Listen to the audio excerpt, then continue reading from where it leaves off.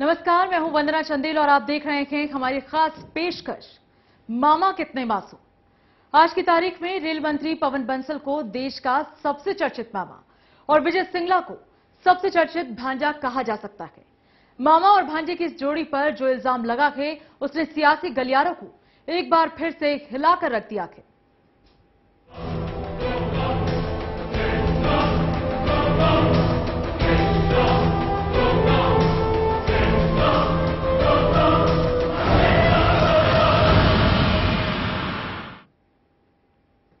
घोटालों से घिरी सरकार की मुश्किलें कम होने का नाम नहीं ले रही। कॉमनवेल्थ, 2G और कोलगेट की काली छाया के बाद प्रमोशन में रिश्वत का जिन भी हाल फिलहाल उसका पीछा छोड़ने वाला नहीं नजर आ रहा।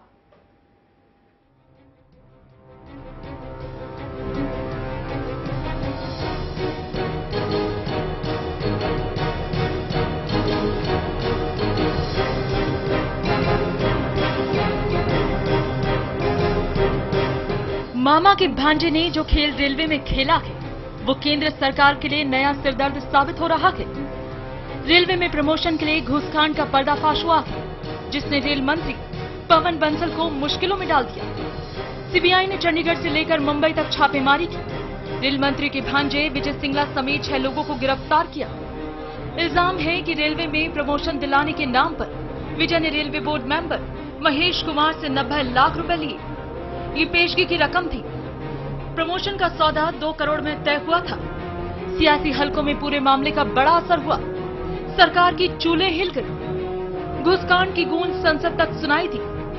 विपक्ष ने पीएम और रेल मंत्री के इस्तीफे की मांग की है। देश के हित में, देश की जनता के हित में हम पुरजोर प्रमुख विपक्षी दल के रूप में ये मांग करेंगे कि पवन बंसल को इमीडिएटली डिसमिस किया जाए। सीबीआई उनको प्रोसिक्यूट करे इस पूरे मामले में। और जो हमने पूर्व में मांग की है कि प्रधानमंत्री को इस्तीफा देना चाहिए, वो इससे और भी मजबूत होता है।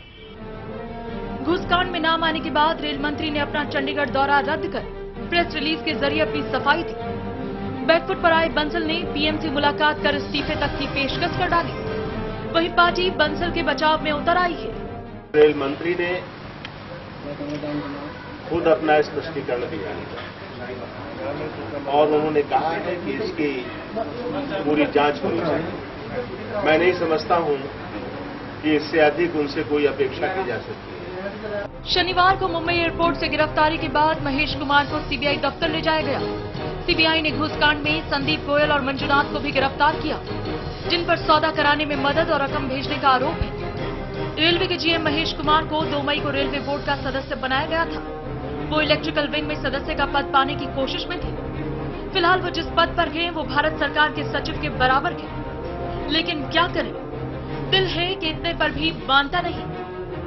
विपक्ष सरकार को घेर रहा है, वहीं एनडीए का सहयोगी दल जेडीयू अलग राय रखता है। इस तरह के बवाल का कोई मतलब नहीं है। अब कोई का रिश्तेदार है, कुछ है, वो बेईमानी कर रहा है तो वो जेल जाएगा। इसमें पवन बंसल का क्या गलत है? पवन बंसल क्या गलती है? जाहिर सी बात है, ये कोई छोटा मोटा मामला नहीं है और ऐसे हालात में विपक्ष सरकार के खिलाफ और मजबूती से लामबंद होगा। ये देखना अहम होगा कि कोलगेट की कालीक से ढकी सरकार प्रमोशन के पचड़े से कैसे बाहर आती है। Bureau report, channel 1 news.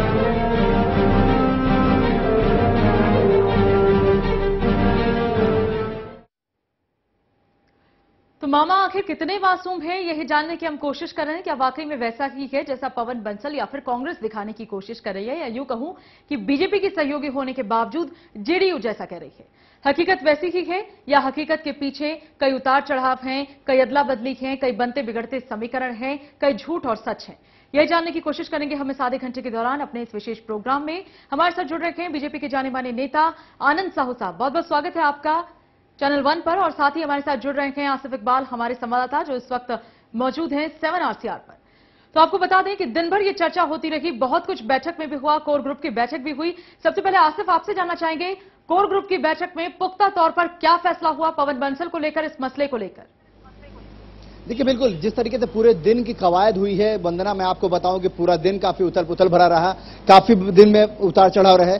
माना यह जा रहा था कि अब इस्तीफा हुआ तब इस्तीफा हुआ, क्योंकि जिस तरीके से पूरा मसला सामने आया था और जिस तरीके से बीजेपी ने इस पूरे मसले पर आक्रामक रुख अपनाया था, उसको देखते हुए साफ नजर आ रही थी कि सरकार बैकफुट पर है और सरकार को अपने आप को ऑफेंसिव करने के लिए अपनी फेस सेविंग करने के लिए ये कड़ा कदम उठाना पड़ेगा। और ये माना जा रहा था, लगभग तय माना जा रहा था कि पवन कुमार बंसल की जिस तरह संलिप्तता जाहिर हुई है, जिस तरह से ये माना जा रहा है कि इस पूरे मसले पर पवन कुमार बंसल की संलिप्तता है, उनके फैमिली मेंबर ने जिस तरह से गलती की है, तो इसमें यह साफ माना जा रहा था कि ये कहीं ना कहीं से इनको इस्तीफा देना पड़ सकता है। दोपहर 2 बजे का वक्त, अचानक कई घंटों की मुशक्कत के बाद पवन कुमार बंसल घर से बाहर निकले, सीधे ये कहा मीडिया से कि वो किसी प्राइवेट अपने पर्सनल एंगेजमेंट पे जा रहे हैं, लेकिन वहां सीधे निकलते हैं और सीधे 7 RCR पहुंचते हैं। अपनी सफाई में प्रधानमंत्री को एक लेटर लिखते हैं और कहते हैं कि अगर आपको लगता है कि मैं गलत हूं, अगर आपको यह लगता है कि मैंने गलती की है तो आप मुझे सजा दीजिए और मैं इसके लिए तैयार हूं। साथ ही उन्होंने यह मैसेज देने का काम किया कि वो बहुत पाक साफ है, उन्होंने कोई गलती नहीं की है। उसके 2 बजे के बाद घटनाक्रम बदला और जनार्दन द्विवेदी जो मीडिया के सलाहकार, मीडिया के प्रभारी हैं, वो बाहर आते हैं और उन्होंने साफ तौर पे कहा कि देखिए इसमें कहीं भी किसी भी तरीके की कोई संलिप्तता की जरूरत नहीं है, कोई गलती नहीं की है पवन कुमार बंसल ने। और बीजेपी को तो एक रोग लग गया है, वो सिर्फ इस्तीफा मांगने का काम करती है। और उसी पर फिर उसके बाद 5:30 पर कोर कमेटी की बैठक शुरू होती है। इस कोर कमेटी की बैठक में तमाम जो 5 मेंबर जो कोर कमेटी के मेंबर हैं, प्रधानमंत्री सोनिया गांधी, चिदम्बरम और अहमद पटेल और AK एंटनी, उसके साथ 3 लोगों को और बुलाया गया। उसमें गृह मंत्री सुशील कुमार शिंदे, संसदीय कार्य मंत्री कमलनाथ और रेल मंत्री पवन कुमार बंसल को बुलाया गया। यह बैठक कम से कम 2 घंटे तक चली, 5:30 से लगभग 2.25 घंटे तक यह बैठक चली। बैठक खत्म होने के बाद यह माना जा रहा था कि कोई बड़ा डिसीजन हो सकता है, कोई बड़े तरीके से कोई डिसीजन देने का काम करेगा कांग्रेस। लेकिन कांग्रेस के तमाम आला सूत्र कुछ भी कहने को तैयार नहीं हुए, आला नेता कहने को तैयार नहीं हुए। जब अपने सोर्सेज को हमने एक्टिव किया और वहां से पता किया तो साफ तौर पर यह कहा गया कि पवन कुमार बंसल को अभी उन पर कोई डिसीजन नहीं हुआ है, बिल्कुल आसिफ और दोषी नहीं मानते हैं कांग्रेस और को अगले बैठक का इंतजार करना पड़ेगा। जी, कोई अचंभे वाली बात नहीं है अगर उनका इस्तीफा नहीं हुआ। और बीजेपी को रोगी भी कहा, बहुत सही आपने कहा। कांग्रेसी लगातार ये हल्ला करते रहे कि कुछ हो ना हो, बीजेपी बस शुरू होती है और कह देती है इस्तीफा दे दो। उसके पास इसका कोई लॉजिक नहीं है, कोई तर्क नहीं है। जैसे कोई रोगी किसी बात को बार बार दोहराता है तो वही मनोरोग बीजेपी को भी है। आनंद साहू साहब इस वक्त हमारे साथ हैं। आनंद साहू जी, क्या आपको लगता है वाकई में हद होती जा रही है हर चीज की? बीजेपी कुछ कहती है तो वो कहते हैं मनोरोगी हैं, इनको कुछ आता नहीं इसलिए इस्तीफे का जिक्र कर देते हैं। सबसे पहले मैं ये कहूंगा कि आज इस एक रेलवे का जो ये घोटाला हुआ है या जो भी इनका करप्शन का चार्ज जो है अभी जो खुलासा हुआ है उनके, जिसमें भांजा का नाम आया है, सबसे बड़ी बात है कि आज देश की जनता जो है इतनी दुखी है, इतने क्षुब्ध है कि हर घोटाले के पीछे कांग्रेस के कोई ना कोई बड़े नेता का नाम आ रहा है। उसके बावजूद भी ये देखा जा रहा है कि कांग्रेस के कोई भी मंत्री का इस्तीफा नहीं लिया जा रहा है, किसी भी प्रकार का एक्शन नहीं किया जा रहा है, सीबीआई को भी मॉनिटर किया जा रहा है। आज ये जो है ये विजय सिंगला जो उनका भांजा है, क्या आपको लगता है कि बिना मंत्री जी के सहयोग और सानिध्य का कोई व्यक्ति का प्रमोशन ट्रांसफर मंत्री जी ऐसे कर देंगे क्या? और इस प्रकार से कोई पैसा दे देगा क्या? कोई और आदमी को भी दिया होता पैसा, इन्हीं को क्यों दिया गया? बिल्कुल, बहुत सही यहाँ पर एक पॉइंट आपने उठाया। मैं आपसे ये जानना चाहूंगी आनंद जी, क्योंकि आप जाहिर तौर पर इन चीजों पर ज्यादा समझ रखते हैं। आप हमें ये बताएं कि अगर मंत्रालय में सचिव स्तर के किसी भी अधिकारी का ट्रांसफर, पोस्टिंग, प्रमोशन ये चीजें होती हो, जाहिर तौर पर सबसे सीनियर अथॉरिटी कौन है जो इसका अप्रूवल दे? वास्तव ये सारे लोग जानते हैं कि सीनियर मोस्ट जो वहां के वर्तमान जो भी मंत्री होते हैं जी, उनके यानी कि सहमति उनके अप्रूवल के बिना, उनके अप्रूवल से जी, ये सारा कार्य होता है। और भले ये एक कमिटी वगैरह से सब नाम जो है 2-3 नाम भेजा जाता है जी, अंतिम निर्णय मंत्री जी का माना जाता है कि मंत्री जी और अलग अलग मंत्रालय का अलग अलग एक तो ऐसा नियम है। ऐसा मान लीजिए अगर आप देखिए जैसे अगर लॉ मिनिस्ट्री का लीजिए तो लॉ मिनिस्ट्री में जो नाम होते हैं सीनियरिटी से वो एक तय करती है। उसके बाद एक कैबिनेट का एक कमिटी है जो उसमें कैबिनेट सेक्रेटरी होते हैं और पीएमओ से भी मुझे लगता है शायद कुछ होते हैं, डीओपीटी से होते हैं, ऐसा कुछ एक कमिटी जो है उसको फिर तय करती है।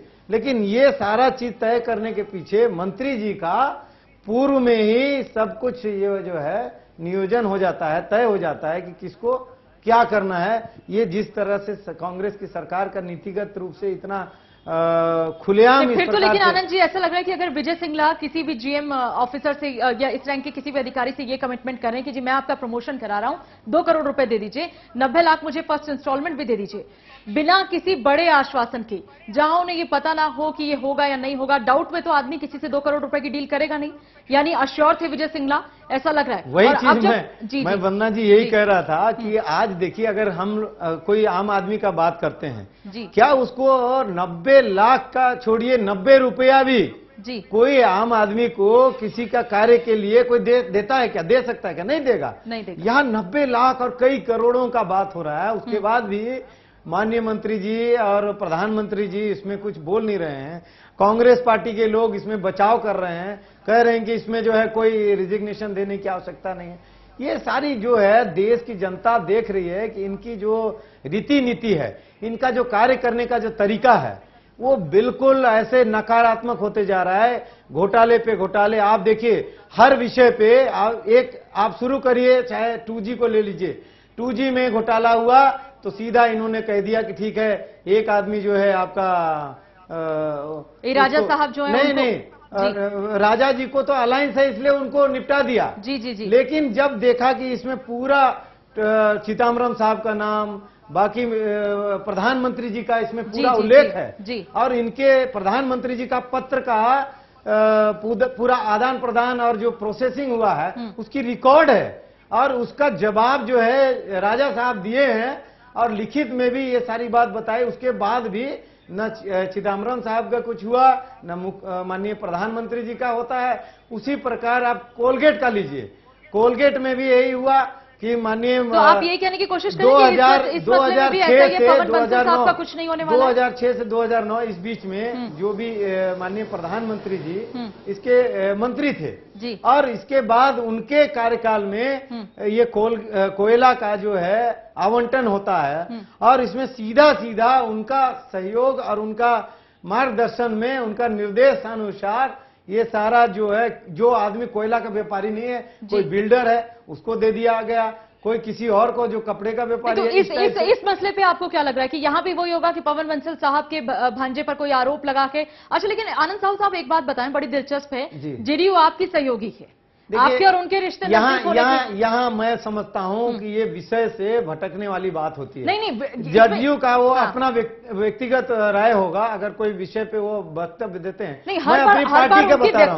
माननीय रविशंकर प्रसाद जी ने कहा अभी जस्ट, माननीय रविशंकर प्रसाद जी ने कहा कि पवन कुमार बंसल जी तुरंत इस्तीफा दें और कांग्रेस के जितने भी इस प्रकार से संलिप्तता है और भी कोई हैं, उनका भी जांच करके उनको भी कटघरे में लाना चाहिए, उनको भी जेल होना चाहिए। आनंद जी हम ये कहने की कोशिश करें कि हर बात पे आपके जो सहयोगी हैं उनकी व्यक्तिगत राय आपसे इतनी अलग क्यों नजर आ रही है? फिर किस बात के सहयोगी? देखिए उनका फिर कैसा गठबंधन? अब देखिए हम लोग उसमें कुछ नहीं कहेंगे, क्यों?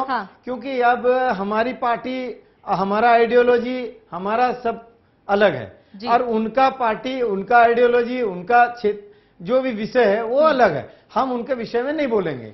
हम ये कहेंगे कि हमारा ये है कि आज हम पूरी देश की जनता के साथ हैं और जनता ये चाहती है कि ये सरकार जो है जितने भी भ्रष्ट लोग हैं उनके ऊपर कार्रवाई करे। लेकिन दुर्भाग्य ये है कि सत्ता पक्ष बार-बार ये कहता है कि ये जो प्रधानमंत्री जी पल्ले झाड़ देते हैं हर घोटाले पे। लेकिन आप लोगों की अनसुनी कर दी जा रही है, ऐसा लग रहा है। आसिफ भी जिम्मेदारी लेने से भाग रहे हैं। जी आसिफ भी हमारे साथ हैं, हमारे संवाददाता इस वक्त लगातार। आसिफ, शरद जी जिस तरीके से कह रहे हैं कि अगर किसी के भांजे ने कुछ कर लिया तो इसमें उसका क्या होगा, अगर जिसने गलत किया वो जेल चला जाएगा, इसमें बंसल साहब क्या करें? क्या जताने की या क्या दिखाने की कोशिश कर रहे हैं? वो वाकई में बंसल साहब के साथ कोई सहानुभूति है उनकी, या इसके पीछे भी कोई राजनीतिक नफा नुकसान उन्हें नजर आ रहा है? देखिए वंदना, इस बात का जवाब देने से पहले मैं एक बात जरूर कहना चाहूंगा। साहू साहब बैठे हुए हैं, साहू साहब ने बहुत सारे लॉजिकल थॉट्स रखे हैं, लेकिन आपको पता है कि केंद्र सरकार अभी तक क्यों बचती आ रही है? इतने घोटालों के बाद ये यूपीए 2 सरकार, आपको पता होना चाहिए, इसके नाम से इतिहास में दर्ज है कि ये सबसे ज्यादा घोटालों के उजागर होने वाली सरकार यूपीए 2 सरकार है। जी, जी। ये यूपीए 2 सरकार, जहां संसद सबसे कम दिन तक चला सकने वाली ये यूपीए 2 सरकार है। ये यूपीए 2 सरकार, जहां के मंत्री सीधे जेल जाते हैं, ये यूपीए 2 सरकार है। बावजूद उसके अभी तक ये अपने पद पर कायम है। क्यों? क्योंकि विपक्ष कमजोर नजर आता है। साफ साफ तौर पे विपक्ष की कमजोरी नजर आती है। यहां जिस तरह साहू साहब अपना पल्ला झाड़ रहे हैं कि जेडीयू की बात कुछ अलग है, हमारी बात अलग है, लेकिन अगर आप पूरे प्रक्रिया को देखें, पूरे इन चीजों को गौर करें तो साफ तौर पर इनके विरोधाभास नजर आते हैं और ये कमजोरी नजर आती है जिससे केंद्र सरकार बराबर अपने पद पे बनी हुई है। सुषमा जी कहती हैं कि हम अविश्वास प्रस्ताव नहीं लाएंगे, टीएमसी एफडीआई के विरुद्ध में खिलाफ उसके प्रस्ताव लाती है तो बीजेपी सपोर्ट नहीं करती। तो ऐसा लग रहा है कि विपक्षी एकजुट नहीं है, एकमत नहीं है और शायद इसीलिए सरकार जो है वो दिन ब दिन मजबूत हो रही है। जी साहू साहब क्या कहेंगे? मैं बताता हूं, अगर विपक्ष नहीं होती इस देश में तो आज मैं आपको एक के बाद एक घटना को याद दिलाऊंगा आपके माध्यम से।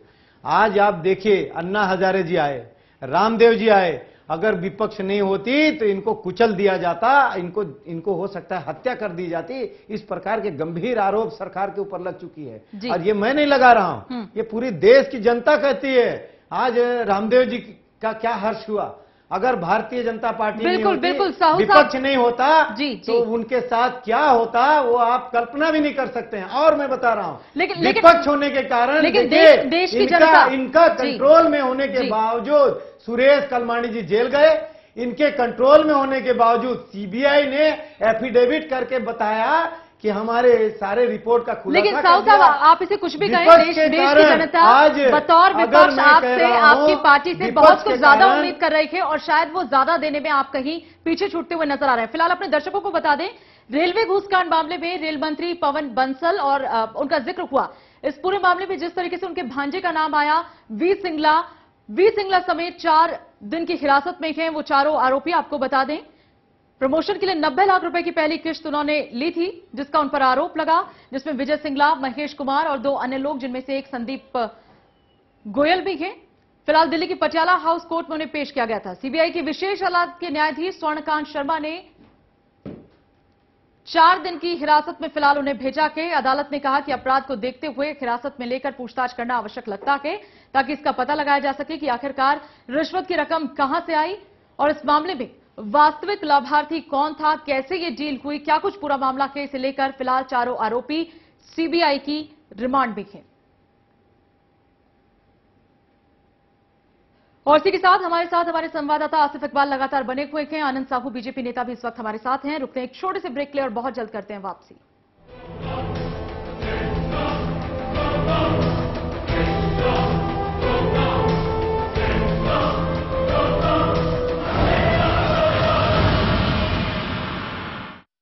अगर आपने नहीं देखा होगा, संभाल के पोछा मारा अभी। आइए, ओ भाई साहब ये देखिए हॉल, ये देखिए चिल्ड्रंस रूम, देखिए कितना बड़ा है। आपके बच्चे खेलते खेलते थक जाएंगे। हो गया, मजे ले लिए। आइए। और यह है बेडरूम, इसकी खिड़की से तारे दिखते हैं, तारे। आपको क्या लगा प्रॉपर्टी डीलर हुआ? अरे आपको अपना घर दिखा रहा था। पर्ल्स इंफ्रास्ट्रक्चर, हम जानते हैं कि घर अरमान, उम्मीदों और सपनों का बना होता है, तभी तो हम घर बनाते हैं, जिंदगियां बनाते हैं। अक्षय बाथरूम कब धोगे? आज संडे है ना।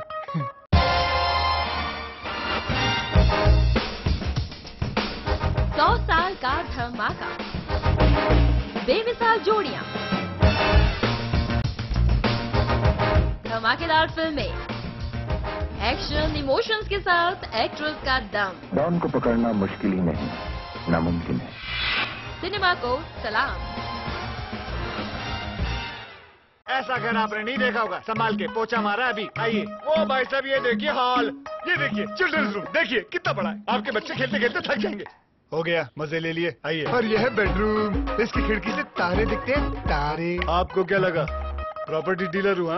अरे आपको अपना घर दिखा रहा था। पर्ल्स इंफ्रास्ट्रक्चर, हम जानते हैं कि घर अरमान, उम्मीदों और सपनों का बना होता है, तभी तो हम घर बनाते हैं, जिंदगियां बनाते हैं। अक्षय बाथरूम कब धोगे? आज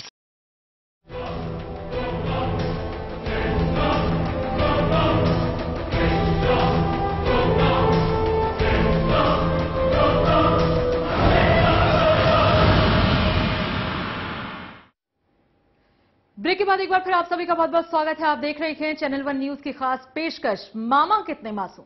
चर्चा में है इन दिनों मामा और साथ ही भांजा भी। यहां बात थोड़ी सी अलग है, मामा के चलते भांजा चर्चा में नहीं आया, बल्कि भांजे के चलते मामा जी चर्चा में आ गए हैं। 9 साल के वक्फे में सियासी शोहरत की बुलंदियों पर पहुंच गए पवन बंसल। चंडीगढ़ से सांसद बने बंसल को सोनिया दरबार में खास तवज्जो दी जाती है। ताजा इल्जाम से पहले उन्हें पाक साफ केंद्रीय मंत्री माना जाता रहा है।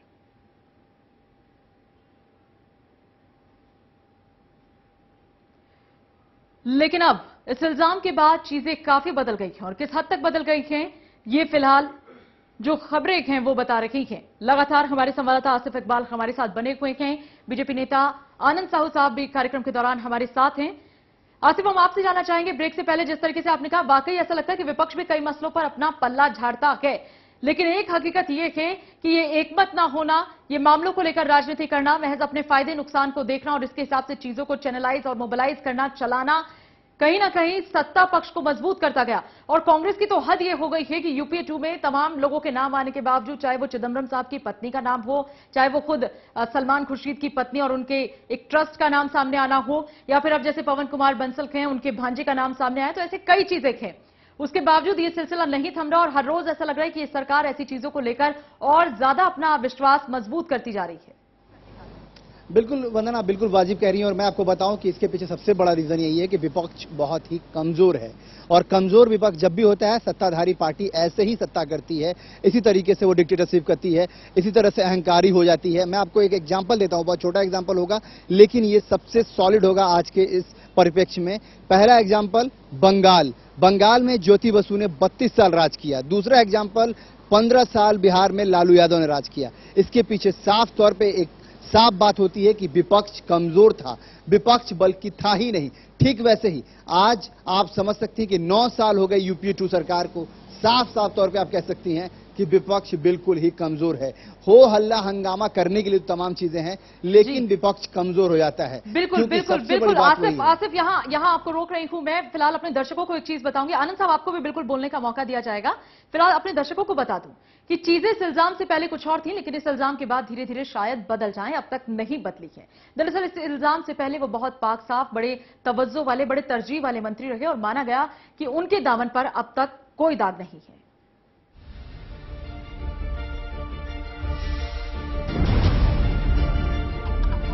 पिछले एक दशक में पवन बंसल की जिंदगी में सब कुछ वैसा ही हुआ जिसका ख्वाब राजनीति से जुड़े लोग अक्सर देखा करते हैं।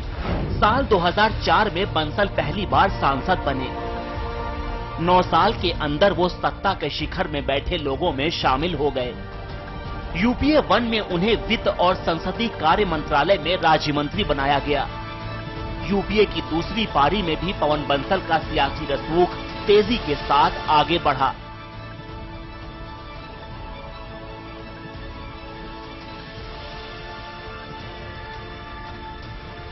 बंसल केंद्रीय संसदीय मंत्री बनाए गए और वो उन लोगों में गिने जाने लगे जो मनमोहन सिंह और सोनिया गांधी के बेहद करीबी थे। साल 2012 के सितंबर महीने में ममता बनर्जी ने यूपीए का साथ छोड़ दिया, जिसके बाद मुकुल रॉय की जगह पवन बंसल रेल मंत्री बनाए गए। 16 साल बाद किसी कांग्रेसी को रेल चलाने का मौका मिला। रेल मंत्री के तौर पर उन्होंने अपने संसदीय क्षेत्र चंडीगढ़ को पूरी तवज्जो दी। रेलवे स्टेशन का अपग्रेडेशन और चंडीगढ़ को तीसरी शताब्दी ट्रेन उन्हीं की देन है। सियासत में शोहरत की बुलंदियों तक पवन बंसल यूं ही नहीं पहुंचे थे। लगातार घोटालों में घिरी सरकार के सबसे साफ सुथरी छवि वाले मंत्रियों में उनका शुमार किया जाता रहा है। विपक्ष कभी भी उनके ऊपर आक्रामक नहीं रहा और कहना गलत नहीं होगा कि बंसल ने उसे कोई मौका भी नहीं दिया। यूं तो मामा भांजे का रिश्ता बहुत खूबसूरत और प्यार से भरा होता है, लेकिन लगता है कि बंसल के भांजे ने उनके विजय रथ को रोक दिया। विजय सिंगला की संगीन इल्जाम में गिरफ्तारी के बाद पवन बंसल पर उंगलियां उठनी ही थी। उन्होंने प्रेस रिलीज के जरिए सफाई दी है।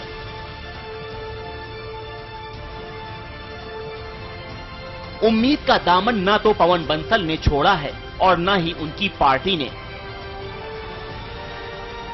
हो सकता है कि इस सियासी भंवर से टकराने के बावजूद उनका करियर आगे बढ़ता रहे, लेकिन सफेद कमीज में दाग लगा है।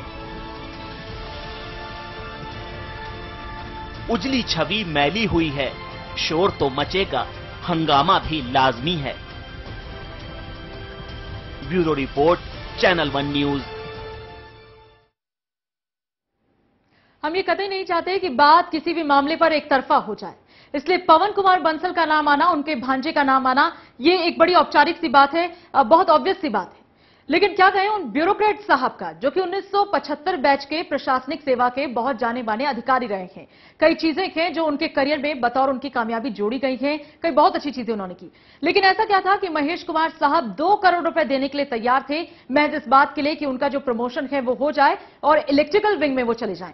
आनंद साहब, ऐसा क्या है? ब्यूरोक्रेट्स को लेकर भी तो कोई बात होनी चाहिए। महज मिनिस्टर को लेकर कह देने से विपक्ष ये तो कह देता है कि पवन कुमार बंसल इस्तीफा दे दे। आप क्यों नहीं कहते हैं कि ब्यूरोक्रेट्स को भी इस मसले पर उन्हें भी लपेटा जाना चाहिए और उनसे भी पूछा जाना चाहिए कि क्यों आपको 2 करोड़ रुपए देकर आप ये डील मंजूर कर रहे थे? कौन सा ऐसा फायदा आप उस विंग में जाने के बाद उठाने वाले थे? मैं मानता हूं, मैं सहमत हूं कि निश्चित रूप से इसका पूरा जांच होनी चाहिए।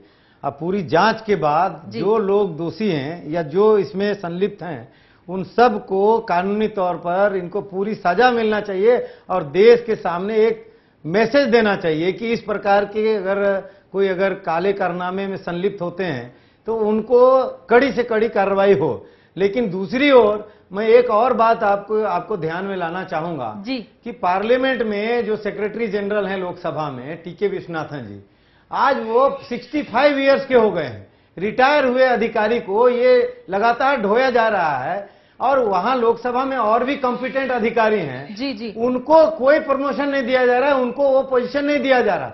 उसी प्रकार से लॉ मिनिस्ट्री में जो अग्रवाल साहब हैं सेक्रेटरी लॉ, अब आप बताइए, वो 1 महीना जब वो रिटायर होने वाले थे, 1 महीना बचा हुआ था, तब उनको 2 साल की उसको एक्सटेंशन दे दिया गया और जो कॉम्पिटेंट और अधिकारी हैं उनको रोक दिया गया। अब उनका किसी का 1 साल रिटायरमेंट का है, किसी का 6 महीना है, उन सभी का अधिकार से उन सबको वंचित रखा गया और एक अधिकारी का तो इसके पीछे भी आपको लगता है कि सरकार जिम्मेदार है? इसके पीछे भी जांच होनी चाहिए, इसके पीछे भी कोई राज होगा, बड़ा घोटाले हो सकता है, इसकी भी तह पे जानी चाहिए कि क्या कारण है। आसिफ, आपसे मेरा ये आखिरी सवाल है, आप संक्षेप में मुझे इसका जवाब दीजिएगा, वक्त नहीं है मेरे पास बहुत ज्यादा।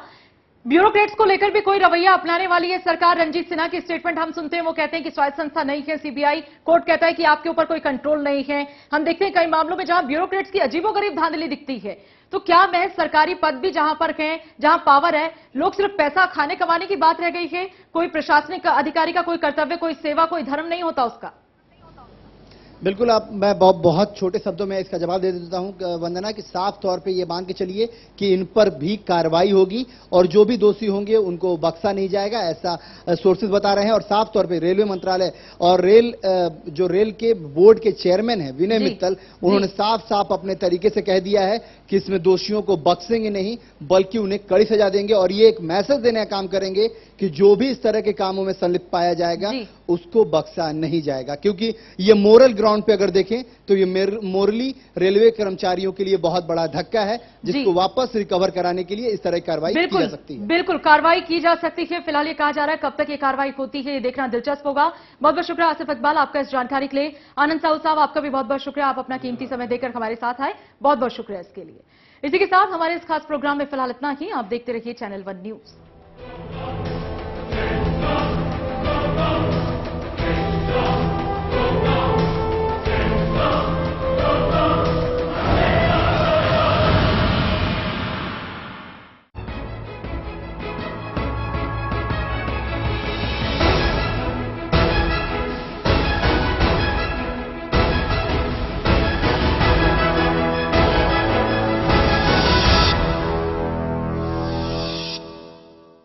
आपने नहीं देखा होगा, संभाल के पोछा मारा अभी। आइए, वो भाई साहब ये देखिए हॉल।